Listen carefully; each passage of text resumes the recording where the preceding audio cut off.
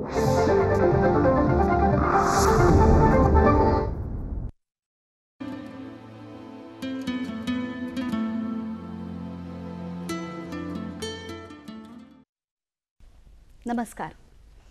आज अतिथीमध्ये आपल्या भेटीला आलेले आहेत पद्मभूषण माजी न्यायमूर्ती डॉक्टर चंद्रशेखर धर्माधिकारी.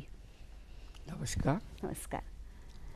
थोर गांधीवादी असून देखील या भोगवादी आणि चंगळवादी दुनियेत राहून स्वतःच्या कामामध्ये आपली प्रतिमा स्वच्छ ठेवता कशी येते आणि उच्च पदापर्यंत कसं जाता येतं याचा एक नवीन आदर्शवाद त्यांनी घालून दिला. तसंच ज्या समाजात आपण राहतो त्या समाजाप्रती आपली काही बांधिलकी असते हे बापूजींचे शब्द स्मरणात ठेवून त्यांनी आजपर्यंत अनेक सामाजिक उपक्रमांमधून अत्यंत अथक मेहनतीने सहभाग घेतला असे डॉक्टर चंद्रशेखर धर्माधिकारी आज आपल्या अतिथीमध्ये आपले पाहुणे म्हणून आलेले आहेत. हे खरोखरच ही आपल्या सगळ्यांसाठी एक सौभाग्याची गोष्ट आहे. तुमचं स्वागत करते.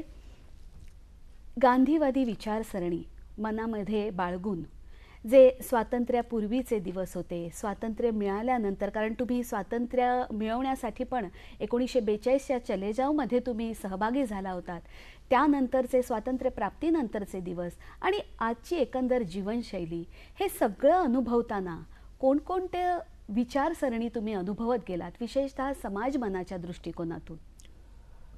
खरं म्हटलं म्हणजे गांधीवाद शब्द गांधींना आवडत नव्हता, कारण त्यांचा शब्द असा आहे की असा कुठलाही उपद्रव मी केलेला नाही. बरं.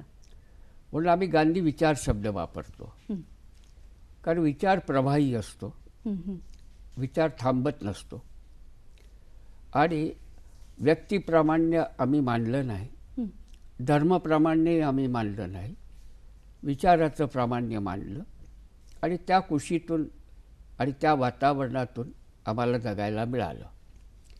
मुख्यत्वे करून म्हणजे माझं नशीब म्हणेन मी की मला गांधींच्या सोबत त्यांनी अभिमंत्रित केलेल्या वातावरणात 10 वर्ष जगता आलं. अच्छा. मी लहानपणी वर्ध्याला शिकलो. आश्रमात राहत नव्हतो, पण आश्रमाच्या आसमंतात राहत होतो. महात्मा गांधी 4-5दा माझ्या खांद्यावर हात ठेवून संध्याकाळी फिरायलाही गेले होते, म्हणून या खांद्याला त्यांचा स्पर्श झाला होता, म्हणून हा खांदा जन्मभर कधी वाकला नाही. वा. पहिल्यांदा गांधींना बघितलं 1936 साली सेवाग्रामला. अच्छा. त्या दिवशी काँग्रेस वर्किंग कमिटीची मीटिंग होती, म्हणून जवाहरलालांपासून सगळे लोक आले होते. प्रत्येकजण सकाळी श्रमदानात मग्न होता. सरदार बगीचात काम करत होते. जवाहरलालजींची भाजीपा चिरत होते. अच्छा. जमनालाल बजाज जात्यावर दळत होते. पण मी विचारलं मुन्नालाल भाई होते शाह की तुम्ही संचालक आश्रमाचे, हे लहान लहानशी कामं तुम्ही आज इतक्या मोठ्या लोकांना देता, अच्छा, जे आमच्या घरचे नोकर करतात. तेव्हा त्यांनी मला प्रश्न विचारला की तुला भाजी आवडत नाही का? मी म्हटलं भाजीशिवाय तर जेवण नाही होत. हो ना. तेव्हा दुसरा प्रश्न त्यांनी मला विचारला की जी वस्तू खाण्याची लाज वाटत नाही ती चिरण्याची लाज का वाटते? अच्छा. त्याचं उत्तर माझ्याजवळ त्याही वेळेला नव्हतं, आजही नाही. कारण आपल्या देशात प्रतिष्ठेच्या बरोबर शरीरश्रम कमी होत जातो, कारण शारीरिक श्रमाची प्रतिष्ठाच नव्हती. अच्छा. शारीरिक श्रमाची प्रतिष्ठा हे गांधींचं पहिलं मूल्य माझ्या लक्षात आलं. आणि जेव्हा त्यांनी चरख्याबद्दल असं म्हटलं की चरखा चला चला के लेंगे स्वराज्य लेंगे, त्याचा अर्थ हा होता की जो कातेंगे वो पहनेंगे वो कातेंगे, व जो उत्पादक आणि ग्राहक याचा संबंध निर्माण झाला. जमनालालजींबद्दल विचारलं, कोट्यावधी माणूस तुम्ही जात्यावर दळायला बसवलं, तेव्हा मला उत्तर असं मिळालं की त्यांना स्पॉन्डलायटिस झाला हाताचा. अच्छा. व्यायाम तर लागेल, हात वर खाली केले असते, जिम्नॅशियममध्ये गेले असते तर प्रतिष्ठेचं होतं. गांधींचं एवढंच चुकलं की त्यांनी व्यायामामधून कणिक काढली. उत्पादक परिश्रम, उत्पादक व्यायाम आणि शरीरश्रमाची प्रतिष्ठा या 3 गोष्टी मी गांधींच्या जवळ त्यावेळेला शिकलो. आणि त्यामुळे कुठलंही काम कमी प्रतीचं नसतं हे शिकलो. दुसरं कारण त्यांच्यासोबत राहून मी संडास सफाईपासून सगळं शिकलो. झोपडपट्ट्यांमधल्या संडासांपासून मी सफाई केली. कारण हे लक्षात आलं की सगळ्यात खालचा माणूस जो आहे, ज्याच्या हातात झाडू आहे, तो झाडू जर ब्राह्मणाच्या हाती गेला आणि भगवद्गीता त्याच्या हातात पोहोचली तर सामाजिक समता निर्माण होईल, जातीवाद संपेल. खऱ्या अर्थाने या सगळ्या गोष्टींमुळे माझ्या आयुष्यात पहिल्यांदा मला हे कळलं की जात जी आईच्या गर्भात असल्यापासून चिपकते आणि मेल्यानंतरही जात नाही. कारण की आपल्याकडे प्रेताच्याही प्रेतालाही इतर जातीला हात नाही लावू देत. अशा परिस्थितीमध्ये एक नवीन वळण मनाला लागलं. आमचा पुरुषार्थ होता असं मी नाही म्हणत, तो वातावरणाचा परिणाम होता. आणि त्याच परिस्थितीत तशाच याच्या शाळेत शिकलो. 42 साली वातावरण असं होतं की आंदोलनात आलो. त्या आंदोलनामध्ये, भारत जोडो आंदोलनामध्ये एक आणखीन शिकायला मिळालं की स्वातंत्र्याची जी भूमिका काय असते. एक सगळ्या शाळेंमधून रस्टिकेट केलं, त्यामुळे त्यानंतर बिनभिंतींच्या शाळेमध्ये शिकलो, म्हणून फार चांगला शिकलो. जगाच्या शाळेचा अनुभव घेतला. तो एक अनुभव मला मिळाला. लहानपणापासून स्वदेशीचं एक व्रत घेतलं. त्यामुळे मला आठवत नाही की मी कधी दिवाळीमध्ये फटाके उडवले असतील, कारण फटाके परदेशी असत. मी कधी कागद जोडायला टाचणी वापरली नाही, कारण ती सुद्धा देशी नव्हती. आम्ही बाभळीचे काटे वापरत होतो.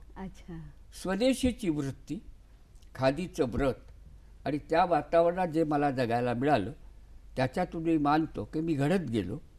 आणि हे घडत इतकं सहजतेनं होत गेलं की मला ते जाणवलंही नाही.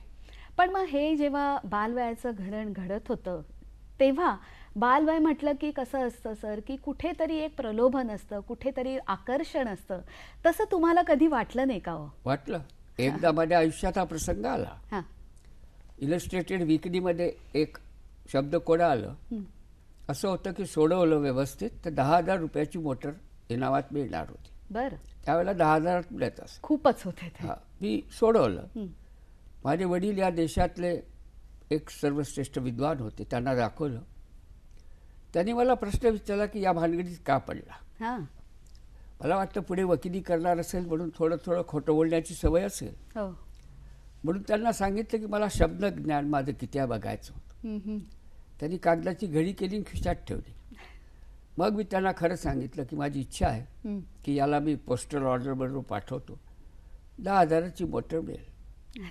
एक वाक्य त्यावेळेला ते बोलले, हे माझ्या हृदयावर लिहिलं गेलं आणि जाणून माझ्या जीवनाला वळण लागलं. ते वाक्य असं होतं की बेटा, फुकट मिळालेल्या पैशाच्या मोबदल्यात किंवा श्रमाच्या मोबदल्यात कुठलाही श्रम न करता जी वस्तू मिळते, 10,000ची मोटर तुला कुठलेही श्रम न करता मिळावी ही दुष्ट आकांक्षा असेल ते एकदा आयुष्यामध्ये हरामाच्या कमाईची सवय लागली की मग राम की कमाई चालत नाही. हो ना. आणि त्या वाक्यानंतर तुम्हाला मी सांगतो की माझ्या जीवनामध्ये मी कधीही लॉटरीचं तिकीट नाही विकत घेऊ शकलो. मी कुठल्याही इनामाची वस्तू नाही विकत घेत. ज्याच्याशी आपल्या श्रमाचा अनुबंध नसेल ती प्रत्येक वस्तू हरामाची मानायची ही सवय जी जळली, त्याच्यातून तुम्ही ते म्हणता ते जीवन घडत गेलं. मी घडत गेलं असं म्हणतो. आम्ही घडलो असं नाही म्हणत, कारण की संस्कार करावे लागत नसतात, होत असतात. वातावरणातून होतात, घरातून होतात. हे घरातून वातावरण झाले, कारण की माझी आई 41च्या वैयक्तिक सत्याग्रहामध्ये सामील झाली. 42च्या चळवळीतही सामील झाली. 3 वर्ष ती जेलमध्ये होती. माझे वडील ते 1920 सालापासून ICS आणि बॅरिस्टर व्हायला इंग्लंडला जाणार होते. ते सोडून गांधींसोबत आले तर अर्ध आयुष्य तर जेलमध्येच गेलं. 2 थोरले बंधू होते, तेही जेलमध्ये होते. त्याच्यामुळे चळवळ आमच्याकरता नवीन नव्हती. गुलामी विरुद्धचा लढा हे आमच्या जीवनाचं मूल तत्व होतं आणि आमच्या रक्तातच भिनलं होतं असं वाटतं. पण दुःख असं होतं की आज आपल्याला राजकीय स्वातंत्र्य मिळालं, पण सामान्य माणसाला आणि गरीब माणसाला कुठल्या गुलामीतून मुक्ती मिळाली? हो ना. सामाजिक, आर्थिक कुठलेच नाही. म्हणून मी असं मानतो की स्वातंत्र्य मिळालं पण गांधींना अभिप्रेत असलेलं स्वराज्य नाही मिळालं. म्हणून मुक्तीचा लढा आजही सुरू आहे असं मानणाऱ्यांपैकी आहे. आणि म्हणून त्यात जेवढा खारीचा वाटा मला उचलता येतो तेवढा मी उचलतो.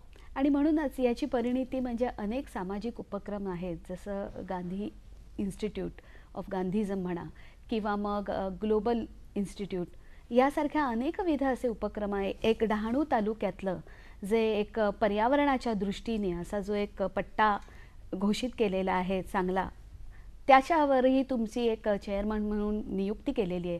असं अनेकविध उपक्रम करताना कुठेतरी हाच दृष्टिकोन तुम्ही मनाशी बाळगता का? मी हा तर बाळगतोच. मी कुठलीही शाळा किंवा ग्लोबल इंडियन एज्युकेशनचं जे आहे त्यामध्ये गांधींचा पुतळा घेऊन जातो. कारण की माझ्या लक्षात आलं की आशियाच्या त्या भागामध्ये गांधींचा पुतळा नव्हता. मी गांधीयन थॉट्स अँड व्हॅल्यूजचं सेंटर घेऊन जातो. पर्यावरणाच्या दृष्टीमध्ये माझ्या लक्षात आलं की आपल्या इथे पुनर्वसन कधीच होत नाही. पानशेतचंही झालं नाही, उजनीचंही झालं नाही. म्हणून माझा सिद्धांत उलटा आहे. मी पहिले वसन करवतो आणि मग विस्थापन करवतो. अच्छा. पहिले घर बांधायला लावतो, पूर्ण व्यवस्थित घर, बाथरूम पासून सगळं असलेलं, आणि मग त्या झोपडपट्टीतल्या माणसाला तिथे राहायला सांगतो आणि मग घर पाडू देतो. अच्छा. पहिले 10 झाडं लावायला लावतो आणि मग त्याच्यानंतर 1 झाड पाडू देतो. कारण माझ्या हे लक्षात आलं की नंतर मग जंगलं उभी करणं कठीण जातं आणि जंगल एका दिवसात उभं राहत नाही. म्हणून तुम्हाला या समाजाची मानसिकता लक्षात घेऊन एक वेगळं वळण आणि एक वेगळं तत्व स्वीकारायला होतं, जे कायद्याने नव्हतं स्वीकारलं. पण मला का सुचलं हेही मी नाही सांगू शकत. मी हाही गांधींचाच आशीर्वाद मानतो की त्यांच्याकडून मला हे शिकायला मिळालं की समाजाचार परिवर्तन जर करायचं असेल तर समाजाची मानसिकता जाणून घ्यावी लागते. आणि समाजाची मानसिकता जाणून घेताना पुनर्वसन हा फक्त शारीरिक नाही आहे, हो ना, हा मानसिक आहे. आणि हेच पुनर्वसन मला वाटतं व्यसनमुक्तीचं तुम्ही खूप मोठ्या प्रमाणावर काम केलेलं आहे. व्यसनमुक्तीच्या बाबतीत माझी धारणा फार स्वच्छ आहे. कारण मी असं मानलं की व्यसनांचा व्यापार हा भांडवलशाही समाज रचनेने गरीब माणसाच्या विरुद्धला कट आहे. त्याची गरिबी कधीच संपू नये अशी त्यामागची भूमिका आहे. तो जितना व्यसनाधीन राहील तितकं भांडवलदारांना ते सोयीचं जातं. आणि स्त्रियांवरच्या होणाऱ्या सगळ्या अत्याचारांचं मूळ कारण व्यसन आहे. म्हणून मी व्यसनमुक्तीकडे वळलो. याचं कारणही एक आहे की मजूर चळवळीत असताना एकदा मी कोळशाची खाण बघायला गेलो. तिथल्या ठेकेदाराने माझ्याजवळ तक्रार केली की तुम्ही वकील आहात, तुम्ही एक अवॉर्ड घेतला, मिळाला तुम्हाला मजुरांचा. आता माझे मजूर जे आंध्रमधून येतात आणि जमिनीखाली काम करतात ते आपल्या गावाला निघून जातात. माझ्याजवळ मी मजुरांचा पुरवठा पूर्ण नाही करू शकत. अच्छा. तेव्हा मी त्याला विचारलं, मग तू काय करतो? तो म्हणाला, मी योजना आखली. एक दारूचं दुकान चालवतो, बरं, एक बळी मटक्याचं दुकान चालवतो, एक टुरिंग सिनेमा टॉकीज चालवतो. म्हटलं याचा काय संबंध आहे? तेव्हा त्यांनी मला उत्तर दिलं की तुम्ही वकील आहात पण तुम्हाला व्यवहार कळत नाही. माझी योजना अशी आहे की मी 1 तारखेला जो पगार या मजुरांना देतो तो या दुकानांच्या मार्फत 10 तारखेपर्यंत संपतो आणि मग 11 तारखेला तुम्हाला ऍडव्हान्स मागायला आला की मी त्याला बांधून घेतो. त्याने किती जास्त पगार मागितला तरी माझी देण्याची तयारी आहे. कारण मी दिलेले सगळे पैसे या दुकानामार्फत माझ्या डाव्या खिशात परत येतात. हा जो कट आहे गरीब माणसांच्या विरुद्ध केलेला. म्हणून आपल्या इथल्या सगळ्या क्रांतिकारकांचं एक म्हणणं होतं की व्यसन आणि मनोरंजन यांचा व्यापार होऊ नये. कारण यांचा जर व्यापार झाला तर मग ती बाजारामधल्या वस्तूसारखी विकली जाते, मग त्याच्यातून शोषण होतं. आणि शोषण रहित समाज ही स्वराज्याची आणि स्वातंत्र्याची भूमिका आहे असं आम्ही मानलं. आम्हाला कुठल्याही प्रकारचं शोषण आम्ही कधी सहन केलं नाही आणि कोणी सहन करू नये अशी आमची भूमिका राहिली. निश्चितच. आणि एकीकडे हे एवढं जोमाचं समाज सेवा तुम्ही करत होतात, त्याच्या प्रभावाखाली तुम्हाला असं वाटत होतं की नाही अजून आपल्याकडनं कार्य व्हावं. मग दुसरीकडे एकदम वकील व्हावं हा निर्णय कसा काय घेतलात? कारण अनेक ठिकाणी वकील म्हटलं की तत्वांशी मुरण ही घालावी नाही. आमच्या करता काय झालं की ज्या वेळेला आम्हाला रस्टिकेट केलं शाळेतून तेव्हा सायन्स विज्ञानाचे विषय घेता आले नाही. आम्ही एक जन्मात ठरवलं होतं की ब्रिटिशांच्या राज्यात नोकरी नाही करणार. म्हणून आम्ही नोकरी करायची नाही ठरवलं. नोकरी करायची नाही ठरवलं म्हणून स्वतःच्या पायावर उभं राहून असा व्यवसाय करावा लागेल. ते एक तर डॉक्टरचा होता किंवा वकिलाचा होता. तुमच्या लक्षात आलं असेल की त्यावेळी इतर कुठलंही काम करता येत नसे, ती सगळे देशभक्त वकीलच होते. हो ना. आणि वकिलांमधूनच देशभक्त आले, म्हणून मी वकिली सुरू केली. अच्छा. आणि वकिलीमध्ये माझ्या लक्षात आलं की प्रामाणिकपणे वकिली करता येते. प्रामाणिकपणे वकिली केली तर चांगली चालते, जास्त दिवस चालते आणि तुम्हाला तुमच्या गरजेपेक्षा अधिक पैसा मिळतो. कारण गरजांवर आधारित जीवन हा मूलभूत सिद्धांत आम्ही गांधींकडून शिकलो. म्हणून तुम्हाला सांगायला मला हरकत नाही वाटत ना, मी न्यायमूर्ती झालो, सगळं झालो, पण मी कधी क्लबमध्ये नाही गेलो. मला 5 स्टार हॉटेलमधलं जेवण नाही चालत. ते घेतलं तरी मी घरी आल्यावर दूध भात खाल्ल्याशिवाय मला झोप येत नाही. बरोबर. सवयी तुमच्या कमी असल्या आणि तुम्ही गरजांवर जगण्याचे हे ठरवलं तर ते पुष्कळ जातं. आम्ही 2च संस्कृती मांडली, पाश्चिमात्य नाही मांडली, पौरात्य नाही मांडली. एक भोगावर आधारित आणि दुसरी त्यागावर आधारित. अरे वा. तर त्यागावर आधारित संस्कृती ही गांधींची जी देणगी होती ती आमच्या जीवनामध्ये माझ्या वडिलांच्या मूल्यांमुळे आपोआप आली आणि मी ती टिकवू शकलो. एवढंच माझं त्यात महत्व आहे. बाकी तर सहज घडत गेलं असं मी मानतो. निश्चितच. आणि जेव्हा तुमच्या गरजा साध्या असाव्यात किंवा साध्या गरजांवरच तुम्ही राहण्याचा निर्धार केलात, पण जेव्हा प्रत्यक्षात पुढे वैवाहिक जीवनाची पायरी गाठलीत तेव्हा अशीच सहचारिणी मिळणं फार गरजेचं होतं. कारण आपला सिद्धांत, मूल सिद्धांत पुढे नेण्यासाठी तसंच अनुकूल वातावरण असावं लागतं. त्यालाही मी एकच म्हणेन तुम्हाला, ते सिद्धांत आम्ही ठरवला होता. आपल्या देशामध्ये हुंडा आणि लग्नाचा खर्च या 2 मुलीचं जन्माचं स्वागत होत आहे. ही भूमिका आम्ही गांधी आणि माझ्या वडिलांपासून शिकलो. कारण माझ्या वडिलांची त्या बाबतीत एक विशिष्ट भूमिका होती. म्हणून लग्न करायचं तेही आम्ही असं ठरवलं होतं की अशा पद्धतीने करायचं जे सगळ्या जातींकरता समान आहे. आपल्या देशामध्ये जातीनिहाय लग्न पद्धती बदलते, म्हणून मी रजिस्टर्ड मॅरेज केलं, लग्न केलं. माझ्या लग्नाचा एकूण खर्च 22 रुपये होता. त्याच्यातले 20 रुपये सरकारने घेतले, 2 रुपये वर लागले. ज्या दिवशी हे ठरवलं की जातपात मानायची नाही, त्या दिवशी विशिष्ट जातीचा कुठलाही संस्कार माझ्या शरीरावर झालेला नाही.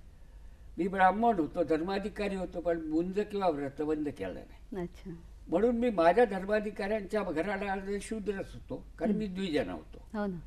ही परिस्थिती आम्ही स्वीकारली आणि आजपर्यंत मला आठवत नाही मी कोणाला जात विचारली असेल आणि माझी जात सांगितली असेल.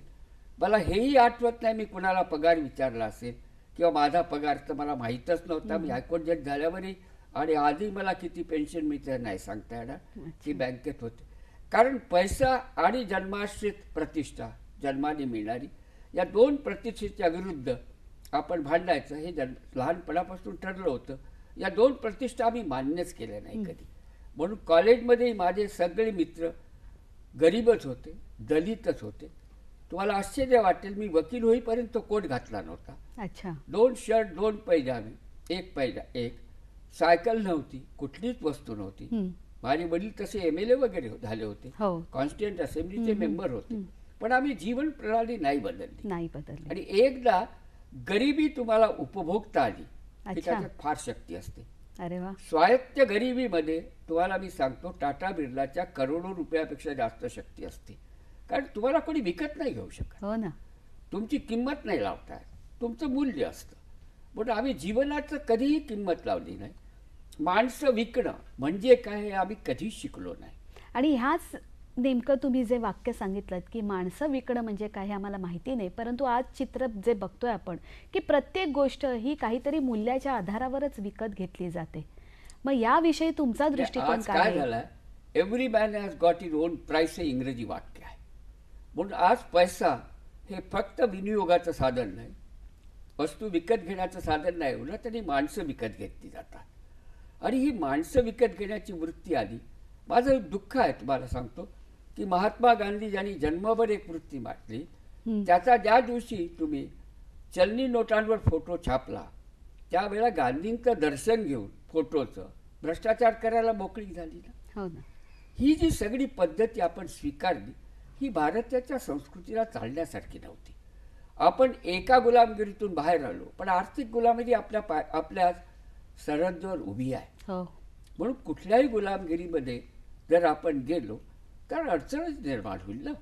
म्हणून आमची वृत्ती जी स्वातंत्र्याची होती त्या बाबतीमध्ये आम्ही फार स्वतंत्र राहिलो. मग हा जो आशावाद आहे किंवा असं व्हावं हा जो एक दृष्टिकोन आहे तो आजच्या तरुण पिढी पुढे कसा मांडाल तुम्ही? तरुण पिढीकडे मांडता येतो जर तुम्ही तसं जगात असाल तर. अच्छा. म्हणून मी तुम्हाला म्हटलं की संस्कार करावे लागत नाहीत, होतात. ते होतात. माझा 5 वर्षाचा नातू, आम्ही 5 जण हायकोर्ट जजेस जेवायला बसलो घरी. त्याच्या आईने काहीतरी सांगितलं की माझ्या कानात येऊन सांग. तो आला, कानात हळू बोलण्याच्या ऐवजी जोराने ओरडून म्हणाला की बाबा भाजी संपली, मागायची नाही. अच्छा. आम्ही सगळे नाराज. पण त्या मुलाला काय माहिती खरं खोटं काय असतं. हो ना. 7 दिवसांनी त्याच्या काकाचा फोन आला. तेव्हा काकाने घरी असताना त्याला सांगितलं की सांग मी घरी नाही. त्या दिवशी तो खोटं बोलणं शिकला. खरं बोलणं शिकवावं लागत नाही, खोटं बोलणं शिकवावं लागतं. चांगलं वागणं शिकवावं लागत नाही. तुमच्या कुसंस्कारांपासून समाजाला वाचवावं लागतं. माझ्या नातवाला जर तुम्ही कुसंस्कारांपासून माझ्या वाचवू शकला तर मी तुम्हाला सांगतो की ही जी पिढी आहे ना, ही पिढी स्वच्छ आणि चांगली आहे. अच्छा. तुम्ही जर बिघडवलं नाही तर ती चांगली राहील. पण आपण बिघडवतो, आपण कुसंस्कार त्यांच्यावर करतो, कारण सुसंस्कार करण्याची आपली शक्ती उरलेली नाही. केव्हाही. मग असे हे सुसंस्कारित प्रत्येक जण जर मन तयार झालं, कुटुंब तयार झालं तर निश्चितच एक चांगल्या सुदृढ समाजाचं चित्र जगापुढे येईल. तसंच आज तुम्ही जे अनेक उपक्रम करता आहात इथूनही पुढे, म्हणजे आज मला सांगताना अतिशय आनंद होतोय की आज वयाची 85 पार केली तरीसुद्धा इतकं छान तरुण उमेदीनं तुम्ही प्रत्येक गोष्ट करताय. तर ह्याचं इंगित आणि इथून पुढे जाऊन तुम्हाला अजून काय करावंसं वाटतं? मला एक वाटतं की आपलं घर पण संपलं. अच्छा. नवरा बायकोचा संसार असतो, घर नसतं. त्या घरामध्ये बाकीचे रक्तसंबंधी येतात. हो ना. तिथेही नाही थांबत, आपण स्वायत्त नाती जोडतो. या भारताची सगळ्यात मोठी मौलिकता अशी होती की खेड्यामधलं प्रत्येक घर नात्यांनी जोडलेलं होतं. हो. एक कोणी काका असेल, मुसलमान असेल तर मामू असेल. आमच्या बाबतीत तर माझ्या वडिलांचे सगळे मित्र आमचे काका होते. त्यांच्या पत्नींना आम्ही मावशी म्हणत होतो. ही स्वायत्त नाती, रक्ताची नाती ही जेव्हा सुरू होतात त्या कुटुंबाची सुरुवात होती. यानी पोट भरत नाही. तो असं वाटतं एक प्राणी असावा. पूर्वी गाय होती, आता कुत्रा असेल, मांजर असेल, पण प्राणी हवा. त्यांनी पोट भरत नाही तर बगीचा असावा वाटतो. हो ना. माझ्या मुंबईच्या घरामध्ये जागा नाही म्हणून एकच तुळशीचं झाड आहे. म्हणून वनस्पती, प्राणी, मांडलेली नाती, रक्ताची स्वायत्त नाती ही सगळी जेव्हा एकत्र राहतात तेव्हा कुटुंब होतं. आणि ही कौटुंबिक भावना जी असते ना, याच्यातून समाज घडत असतो. हो. कौटुंबिक भावनेचा विस्तार हे गांधींचं मूल्य होतं, जे वैश्विक स्तरापर्यंत नेलं. महाराष्ट्रातल्या संतांनी हीच भूमिका मांडली ना. हो ना. आज माझी अडचण अशी आहे की आज शेजार आहे पण संबंध नाही. हो ना. आम्ही ज्या इमारतीत मी राहतो, आम्ही सगळे हायकोर्ट जजेस आहोत, एकमेकाच्या शेजारी राहतो, पण सगळ्यांचे दरवाजे बंद आहेत. हो ना. पूर्वी मला दुधाचं दही करायचं असेल तर विरजण मागायला लागत. हो. आता रेफ्रिजरेटर आल्यापासून मागावं लागत नाही. म्हणून शेजार आणि शेजारचे संबंध या रेफ्रिजरेटरमध्ये गोठले आहेत.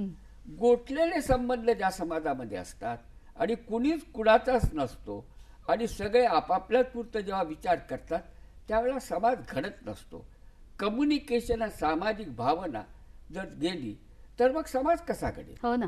आणि म्हणून हा समाज नेहमी सामान्य माणसं घडवत असतात. माझं मत असं आहे की सत्ताकांक्षी लोक आणि सत्ताधारी लोक समाज बिघडवतात.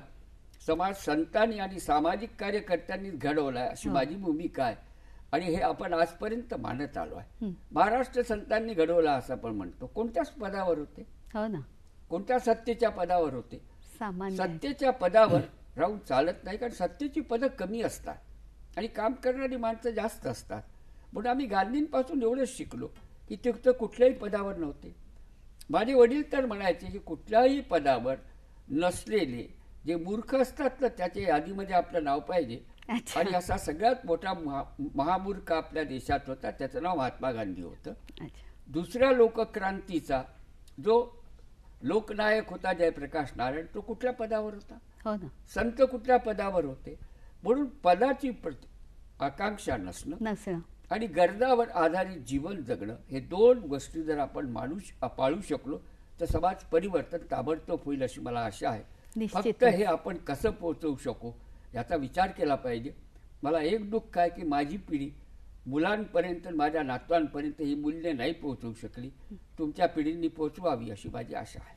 पण निश्चितच तुमच्यासारखे अतिथी जेव्हा आमच्या या कार्यक्रमाला येऊन भेट देऊन हे 2 मूलमंत्र सांगून जातात, तेव्हा खऱ्या अर्थाने समाज प्रबोधनाचं कुठेतरी सुरुवात झालेली निश्चितपणे आढळून येईल अशी मी आशा करते. आज तुम्ही इथे आलात, इतकी चांगली बातचीत केल्याबद्दल तुमचे आभार मानते. धन्यवाद. तुमचे आभार मानतो.